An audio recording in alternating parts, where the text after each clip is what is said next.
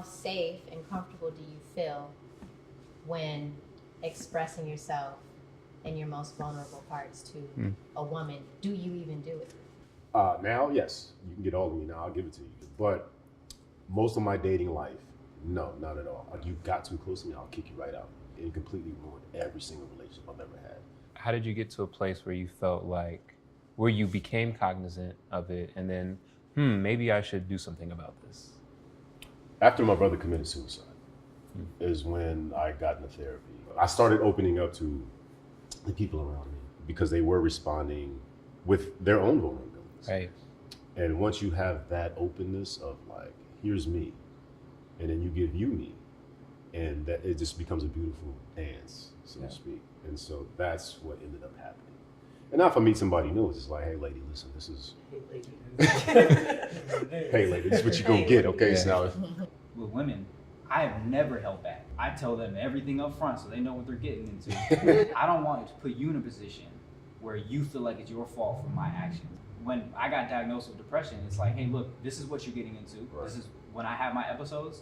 This is what I need you to do during those times, or what I need to do. Right. And this is nothing that you're doing to me at all. She knew up front when I was having my episode in front of her. She was like, she knew exactly what was happening, and she didn't freak out. But when that happened with, women prior, so I've been cheated on more times than anybody in this room. I can guarantee that. The reason for that was because they said I was too vulnerable.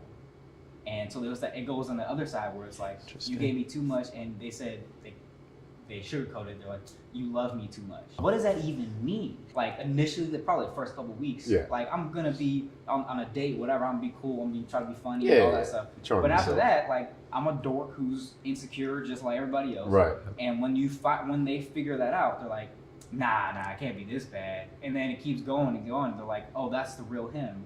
And then they want something more. They want that masculine image, so they just want to get it out of their system. Even I have a younger brother. Now he's talking for himself and, dating. Well, this happened, and I just expressed myself, and she didn't like that. The guy, when I was dating men, I didn't want a man to be soft and needy. I was like, why are you always crying? Right? And I'm just being honest about it. That was the place that I was in because that made me feel uncomfortable. The easiest way to deflect is to put the problem on them, like they have an issue, not to go inside of myself to see, well, why is it that I am uncomfortable? You love me too much. They probably don't love themselves enough. Right. Exactly. And I've experienced the same thing with people who you've opened yourself up enough to be most vulnerable, right? Who then tell you that's too much. At least my trajectory with women, that was holding me back. I'm writing you notes, you know what I'm saying? I picked a flower on my way to school, you know what I'm saying? I'm giving it to you, whatever, right? And all I was getting back was like, best friend. Friend zone. And so I decided, fuck this. You know what I'm saying? I'm gonna get in the gym. I'm gonna glow up on you. Exactly. But not even that. I'm gonna get in the gym. You know what I'm saying? I'm kind of gonna put on a more masculine, right? And I'm gonna restrict these emotions. Girls out the woodworks. So it was this weird thing to where I was like, okay, if I restrict my emotions just a little bit, right? I actually get more play. I came out into the world being very expressive and being very open and sensitive. And that was punished. And then I was like, okay, let me be more toxically masculine. And that was rewarded. All y'all want a man who's emotionally vulnerable until you start calling him a bitch. And I'm like, yeah, that's exactly what happens. Like, you want that, and then as soon as you get it, you're like, nah, he's a bitch, or whatever. And then that switch is, what does that signal to you? It's like, all right, then I can never be like this. Because even if they say they want it, I know in the back of my mind, as soon as I show it, it's game over. I have a lot of homegirls who were just like my best friends.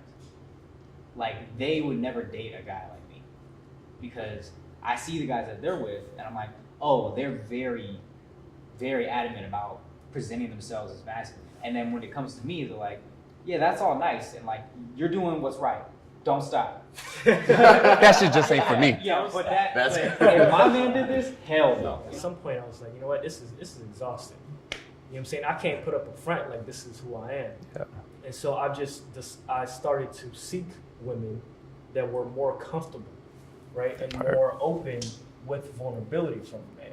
Right? So I just started Xing out like women that expected that kind of like, you know, hyper masculine from like the beginning. I'm like, nah, it's not for me. Everybody's not for you.